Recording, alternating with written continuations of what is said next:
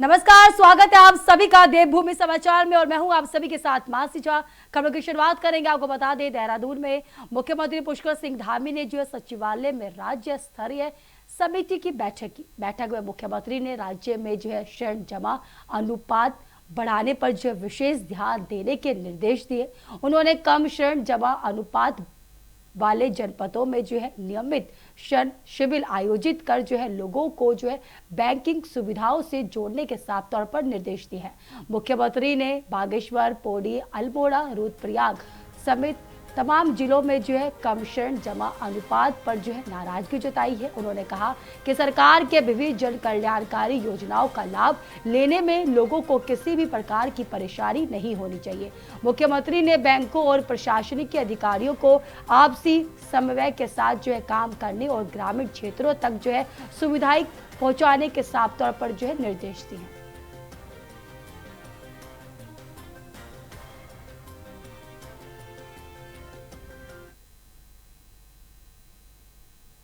वही नजर डालते अगली खबर को। बता दें आपको, हरिद्वार में लगातार हो रही बारिश के बीच जिलाधिकारी मयूर दीक्षित ने जो खुद सड़कों पर उतरकर जो है जल भराव वाले क्षेत्रों का निरीक्षण किया। उन्होंने बारिश के प्रभावित इलाकों का जो है जायजा लेते हुए मौके पर मौजूद अधिकारियों को तत्काल जल निवास निकासी व्यवस्था दुरुस्त करने के साफ तौर पर निर्देश दिए हैं। तो ये आपको बता दें, निचले क्षेत्रों में जो है जल भराव की स्थिति पर प्रशासन लगातार जो है नजर बनाए हुए और राहत कार्य तेज कर दिए गए। तो आपको बता दें, जिलाधिकारी ने अधिकारियों को स्पष्ट निर्देश दिए हैं कि जल भराव वाले स्थानों पर किसी भी तरह की कोई लापरवाही जो है बिल्कुल भी बर्दाश्त नहीं की जाएगी। शिकायत मिलने पर जो है तत्काल कार्रवाई की जाए। नगर निगम, सिंचाई, लोक निर्माण विभाग समेत अन्य संबंधित विभागों की टीमें जो है फील्ड में रहकर पानी निकासी और व्यवस्थाओं को बेहतर बनाने में जो है जुटी हुई नजर आ रही है।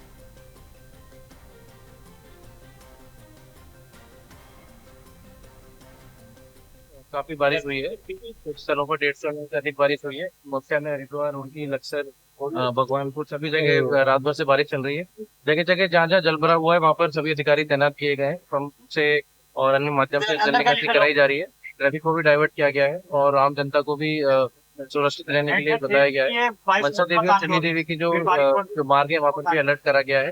और जहाँ पर अधिक जल भराव है, जैसा मैंने कहा, वहाँ पे ट्रैफिक डाइवर्ट कर अन्य रास्तों से लोगों को। सर, गंगा नदी का जलस्तर 291 मीटर के नीचे है और वार्निंग और डेंजर से काफी नीचे है। और बारिश आजकल का भी अलर्ट है। इसको देखते हुए सभी जगह प्रधानों के माध्यम से हमारे स्थानीय जो कर्मचारी हैं, देखभाल ग्राम पंचायत अधिकारी, सभी के माध्यम से लोग लोगों को क्या संदेश देंगे जी? देखिए, भारी बारिश की चेतावनी को देखते हुए आज पूरे जनपद में सभी स्कूल, आंगनबाड़ी को क्लोजर किया गया था और सभी से अनुरोध भी है कि सेफ रहें और सुरक्षित स्थानों पर अपने।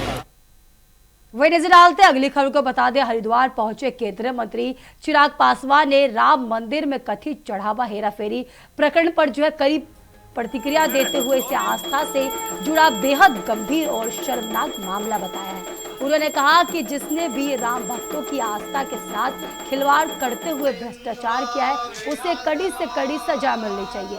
उन्होंने भरोसा जताया है कि केंद्र और राज्य सरकार किसी भी दोषी को नहीं छोड़ेगी। जांच आगे बढ़ाने पर यदि कोई अधिकारी, पदाधिकारी या अन्य व्यक्ति दोषी पाया जाता है तो उसके खिलाफ जो है सख्त कार्रवाई की जाएगी। तो ये आपको बता दें, चिराग पासवान ने विपक्ष से इस मुद्दे पर राजनीति न करने की अपील करते हुए कहा कि जिसके पास भी तथ्य या सबूत हो उन्हें जांच एजेंसियों या एसआईटी को सौंपना चाहिए ताकि सटीक जांच हो सके। उन्होंने प्रधानमंत्री नरेंद्र मोदी के ना खाऊंगा ना खाने दूंगा संकल्प का भी साफ तौर पर उल्लेख करते हुए कहा कि धर्म स्थलों से जुड़े भ्रष्टाचार को किसी भी कीमत पर जो है बर्दाश्त नहीं किया जाएगा।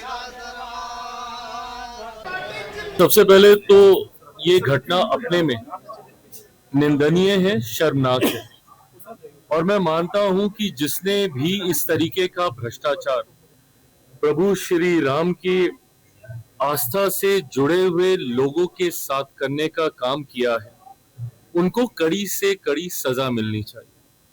पर मैं ये भी मानता हूं कि हमारी सरकारें, राज्य सरकार हो, केंद्र सरकार हो, मेरे प्रधानमंत्री नरेंद्र मोदी जी स्वयं इस बात को सुनिश्चित कर रहे हैं कि कोई भी भ्रष्टाचारी इसमें बचेगा नहीं। जिन्होंने सुप्रीम कोर्ट के आदेश के बाद जिस तत्परता से करोड़ों लोगों की आस्था को सम्मान देने की प्रभु श्री राम के लिए भव्य राम मंदिर का निर्माण किया, ऐसे में वो किसी भी ऐसे भ्रष्टाचारी जिन्होंने राम भक्तों की आस्था के साथ खिलवाड़ किया, उनको कतई किसी भी कीमत पे बख्शा नहीं जाएगा।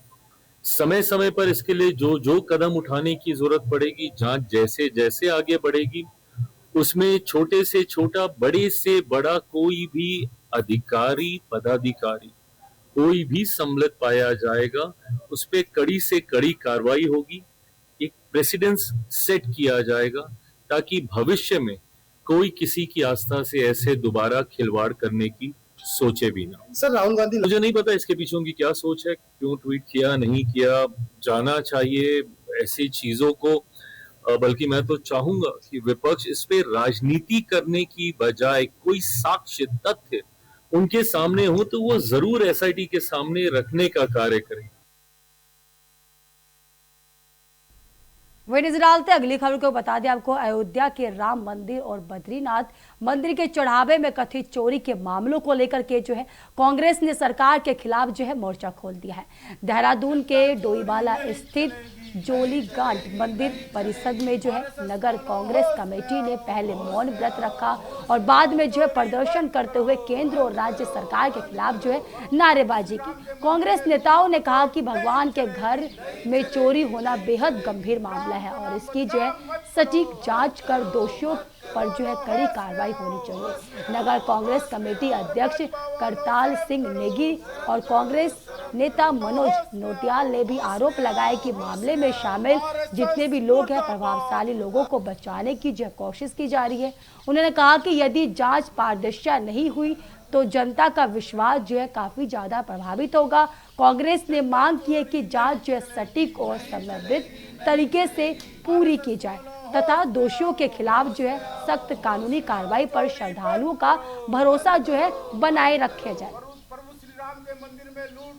देखिए, पीसीसी ने कार्यक्रम दिया था कि जिसमें सभी हम मंदिरों में जाकर और जो आज चंदा चोरी के नाम पर विश्व हिंदू परिषद और आरएसएस और बीजेपी ने जो देश को लूटने का काम किया, उसके विरोध में हम सब लोगों को आह्वान किया गया कि कांग्रेस के कार्यकर्ता हर मंदिरों में जाएं और भगवान से गुहार लगाएं कि जो ये चंदा चोरी के नाम पर जिन्होंने देश के करोड़ों करोड़ हिंदुओं के साथ विश्वासघात किया है, उसको भगवान राम माफ़ नहीं करेंगे।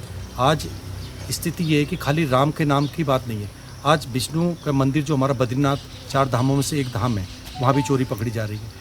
इसी प्रकार से अगर हम देखें कि जो कृष्ण जन्मभूमि है उसमें भी आजकल इन्होंने एक अभियान छेड़ रखा है, क्योंकि जनता हमारी बिल्कुल धर्म के नाम पर अंधी हो चुकी है। ये नहीं देख रही कि इस धर्म के नाम पर कितनी बड़ी लूट खसोट हो रही है और करोड़ों अरबों खरबों का जो जब से हम देख रहे हैं कि राम मंदिर के नाम पर चंदा इकट्ठा हुआ था और लोगों ने उसका कोई हिसाब नहीं है, कोई ऑडिट नहीं है। तो मेरा तो निवेदन यही है कि प्रधानमंत्री जी, जिस प्रकार आपने जो ट्रस्ट बनाया था इसको पुनः भंग किया जाए और वहाँ पर जो हमारे सनातनी धर्म से जुड़े हुए लोग हैं उन पर ये व्यवस्था दी जाए, तो दूध का पानी पानी हो जाएगा। देखिए, भगवान श्री राम हमारे आस्था का प्रतीक है। विशेषकर हम लोग उस समाज से जुड़े हुए हैं जो कि भगवान श्री राम हमारे रग रग में बसे हुए हैं और हमारे आस्था के प्रतीक भी है। दूसरी बात, अभी जो राम मंदिर में चढ़ावों को लेकर जो हंगामा हो रहा है, माननीय अखिलेश यादव जी ने 7 तारीख को बयान दिया था कि राम मंदिर में चोरी हुई है।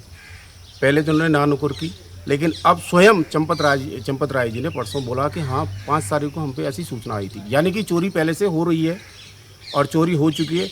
आज स्वयं देखिए उत्तराखंड में बाबा केदारनाथ में नकली सोना पहले इन्होंने चढ़ाया, सोना खा गए।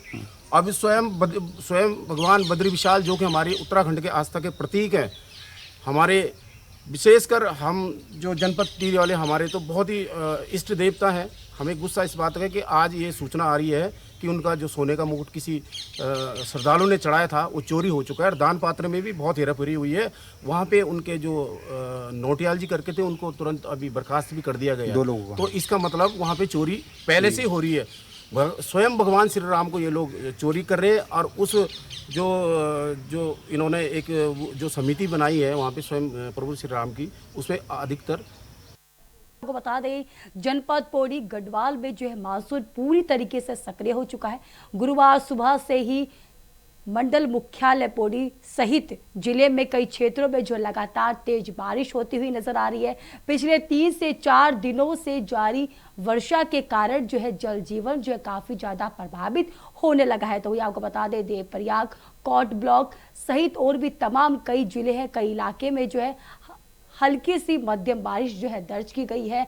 ऊंचाई वाले क्षेत्रों में जो है घना कोहरा छाने से जो है दृश्यता काफी ज्यादा कम हो चुकी है, आपको बता दें, जिससे वाहन चालकों को जो है सावधानी बरतनी पड़ रही है। लगातार बारिश के चलते जो है देवप्रयाग में जो है गंगा नदी पर जो है जल स्तर भी बढ़ता हुआ नजर आ रहा है, जिसके चलते संगम क्षेत्र में श्रद्धालुओं और पर्यटकों की आवाजाही जो है कम होती हुई नजर आ रही है।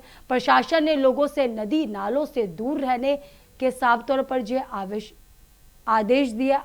अनावश्यक यात्रा से बचने के साफ तौर पर जो आदेश दिए गए। तो यहाँ को बता दें, भूस्खलन संभावित क्षेत्रों में विशेष सतर्कता बरतने की साफ तौर पर जो प्रशासन ने अपील की है।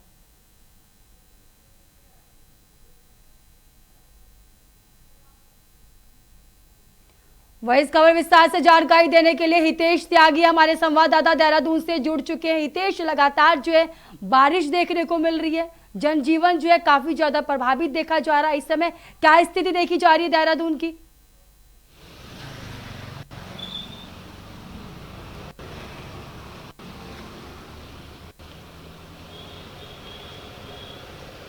बिल्कुल, देखिए उत्तराखंड में मौसम विभाग का ऑरेंज अलर्ट जारी है और आने वाले 4 दिनों तक ये ऑरेंज अलर्ट रहने वाला है। इसके लिहाज से पिछले 24 घंटों से राजधानी देहरादून समेत प्रदेश के कई जिलों में भारी बारिश देखने को मिल रही है। तो पर्वतीय क्षेत्रों की रुद्रप्रयाग की बात करें, देवप्रयाग की बात करें, हरिद्वार की बात करें या फिर हम उधम सिंह नगर की बात करें, पर्वतीय कई ऐसे क्षेत्र हैं जहां पर भारी बारिश देखने को मिल रही है, जिसके कारण कई जगहों पर भूस्खलन भी देखने को मिल रहा है। उसके लिहाज से जो मौसम की जो अभी स्थिति है राजधानी देहरादून की अगर हम बात करें तो यहाँ पर लगातार भारी बारिश हो रही है। पूरी रात से यहाँ पर भारी बारिश देखने को मिल रही है। पर्वतीय क्षेत्रों में भी आपदा प्रबंध लगातार वहाँ पर लगा हुआ है। आपदा प्रबंध लगातार बैठक ले रहे हैं और मुख्यमंत्री पुष्कर सिंह धामी ने आपदा प्रबंधन की समीक्षा की है। उनको भी लगातार सख्त निर्देश अधिकारियों को मुख्यमंत्री पुष्कर सिंह धामी ने दिए हैं। लिहाजा इसके अगर हम गंगा नदी की बात करें तो वो भी अपने जलस्तर जो उसका जलस्तर है वो खतरे के निशान से ऊपर चल रहा है। और इसी लिहाज से जो आला अधिकारी हैं, कई ऐसे जिले हैं जहाँ पर स्कूलों की छुट्टी कर दी गई है आने वाले समय में भी, क्योंकि जो संभावित छुट्टियां स्कूलों की हो सकती है। तो कहीं ना कहीं जिस तरीके से भारी बारिश पर्वतीय क्षेत्रों में और राजधानी देहरादून में देखने को मिल रही है, उससे यही अंदाजा लगाया जा सकता है, क्योंकि आने वाला जो समय है वो भी जनजीवन है वो अस्त व्यस्त होने वाला है।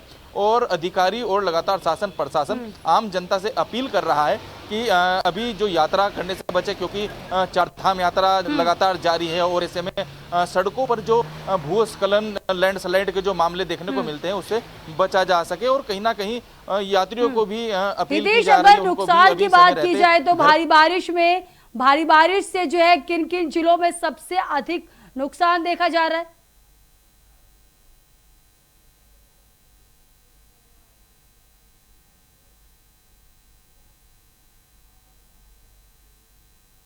देखिए, उत्तरकाशी में एक जो एनएच का जो सड़क थी वो बाधित हो गई थी। हालांकि उसको सुचारू रूप से चालू कर दिया गया है। पीडब्ल्यूडी की टीम सड़कों पर बनी हुई है। वो जो भी मार्ग अवरुद्ध हो रहे हैं, क्योंकि पीडब्ल्यूडी के जो सेक्रेटरी हैं पंकज पांडे, उन्होंने साफ तौर पर कहा है कि जो भी मार्ग अवरुद्ध होंगे उनको कम समय में, तय समय में उनको खोलने का काम यहाँ पर किया जाएगा। अब उन्होंने भी अतिरिक्त टीम जगह जगहों पर लगाई हुई है। तो अगर हम उत्तरकाशी की बात करें, यहाँ पर भी लगातार एनएच के मामला देखने को मिला।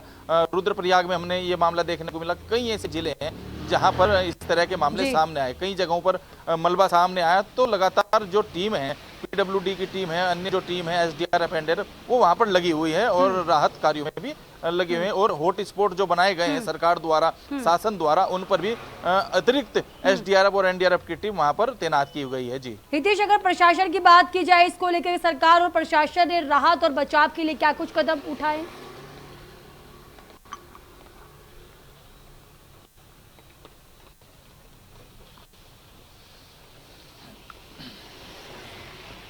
देखिए, मुख्यमंत्री पुष्कर सिंह धामी ने साफ तौर पर आला अधिकारियों को निर्देश दिए गए हैं।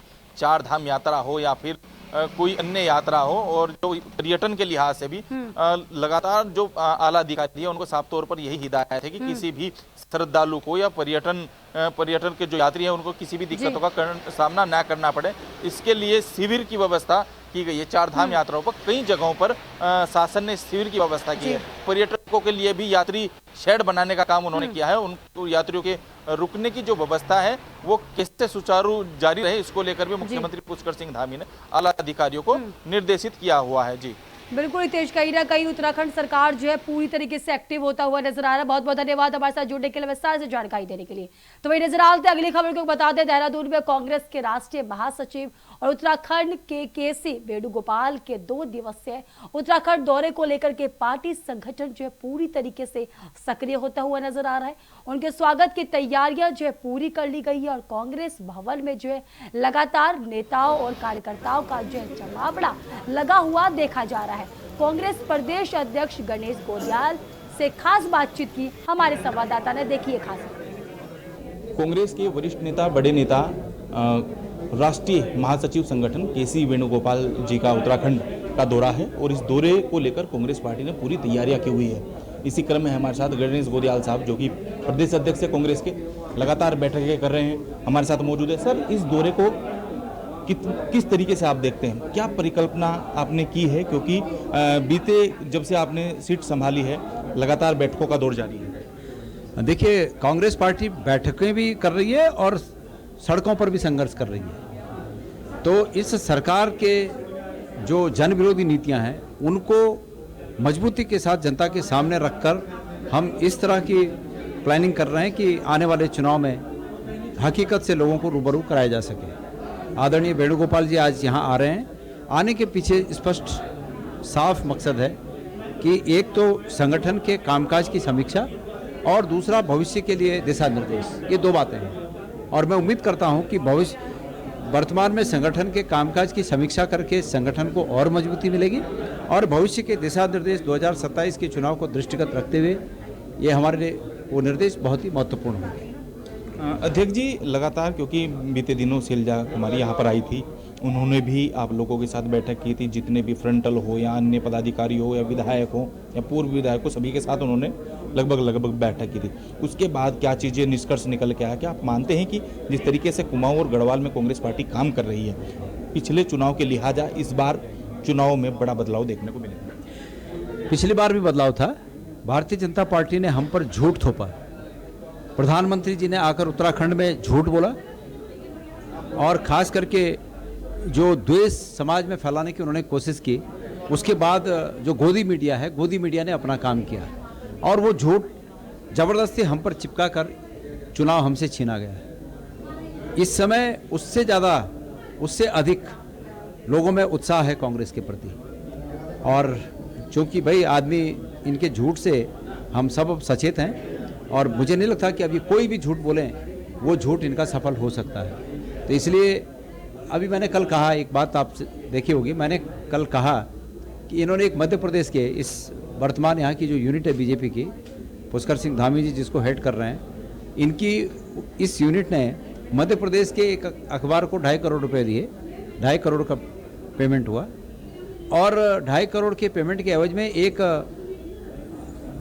फैब्रिकेटेड सर्वे जारी करने की बात थी और उस सर्वे में ये दिखाना था कि बीजेपी पिछले इलेक्शन के और अच्छे रिजल्ट के साथ 2027 जीतेगी। गणेश गोदियाल साहब हमारे साथ मौजूद थे, जिन्होंने साफ तौर पर कहा है कि केसी वेणुगोपाल का जो दौरा है ये बहुत ही अहम होने वाला है और सभी पदाधिकारियों के साथ, फ्रंटल और विधायकों के साथ, जो भी पूर्व और वर्तमान के जो नेता हैं उनके साथ मीटिंग मंथन होने वाली है और अपने कार्यकर्ताओं को जीत का मंत्र वह देंगे और साथ ही साथ समीक्षा भी करेंगे। कैमरा पर्सन हर्ष सुनियाल के साथ हितेश जाग, इंडिया वॉइस, देहरादून। वही नजर डालते अगली खबर को बता दें आपको, उत्तराखंड कांग्रेस को संगठनात्मक रूप से मजबूत करने और मिशन 2027 की तैयारियों को गति देने के उद्देश्य से जो कांग्रेस के वरिष्ठ नेता केसी वेणुगोपाल का दौरा जो है महत्वपूर्ण माना जा रहा है। कांग्रेस के वरिष्ठ नेता गुरदीप ने साफ तौर पर कहा कि यह दौरा जो है संगठन को नई दिशा देने कार्यकर्ताओं में उत्साह बढ़ाने और आगामी चुनावों की रणनीति को और ज्यादा मजबूत करने में जो है अहम भूमिका निभाएगा। उनसे खास बातचीत की हमारे संवाददाता हितेश त्यागी ने, देखिए खास रिपोर्ट।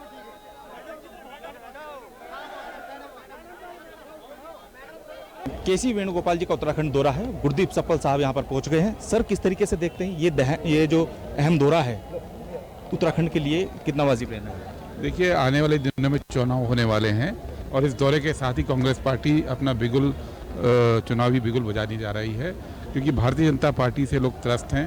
बेरोजगारी से लेकर चढ़ावा चोरी तक, अभी तक तो वो जनता के साथ धोखा करते थे, अब वो भगवान राम के साथ धोखा पे उतर आए हैं और जनता इस बात को लेकर कांग्रेस पार्टी से बहुत उम्मीदें लगाई हैं और उस उम्मीदों पे खड़े उतरने के लिए हमारी जो तैयारी शुरू होनी है, आज से उसका आगाज़ हो रहा है। क्या आप मानते हैं कि 2027 में कांग्रेस पार्टी बड़ा बदलाव देख रही है? निश्चित तौर पर इस स्टेट के अंदर कांग्रेस पार्टी की सरकार आएगी, क्योंकि भारतीय जनता पार्टी हर मोर्चे पर विफल है, चाहे बेरोजगारी का मोर्चा हो, चाहे भ्रष्टाचार का हो। अब आप देखिए, दिल्ली से 2 महीने के अंदर सुपर एक्सप्रेसवे बनता है और टूट जाता है, नए एयरपोर्ट बनते हैं, चूने लगते हैं, और हर मंदिर जहाँ पे विश्व हिंदू परिषद का, आरएसएस का इस समय कब्जा है, वहाँ पे भ्रष्टाचार की कहानियाँ अब खुल के सामने आ रही हैं। तो जनता इस सब से दुखी है और कांग्रेस पार्टी जो है वापस वहाँ ले जाना चाहती है जहाँ जनता के विकास की बात है। बीते दिनों निहंगों का मामला उत्तराखंड में देखने को मिला, सरकार की कार्यशैली को किस तरीके से देखते हैं? देखिए, ये सरकार की जिम्मेदारी है। उत्तराखंड देवभूमि है, यहाँ पे हिंदुओं के भी और सिखों के भी धर्म स्थान है और इस जगह पर शांति बनी रहे, व्यवस्था बनी रहे, ये सरकार की जिम्मेदारी होती है। तो गुरदीप सप्पल साहब हमारे साथ हैं, जिन्होंने कहा है कि सरकार की जो कार्यशैली है वो ठीक नहीं है और वेणुगोपाल का जो दौरा है ये बहुत अहम है कार्यकर्ताओं के लिए। कैमरा पर्सन हर्ष सुनियाल के साथ हितेश त्यागी, इंडिया वॉइस, देहरादून। फिलहाल मेरे साथ इस बुलेटिन में इतना ही। तब तक के लिए देश दुनिया की तमाम खबरों के लिए देखते रहिए इंडिया वॉइस। नमस्कार।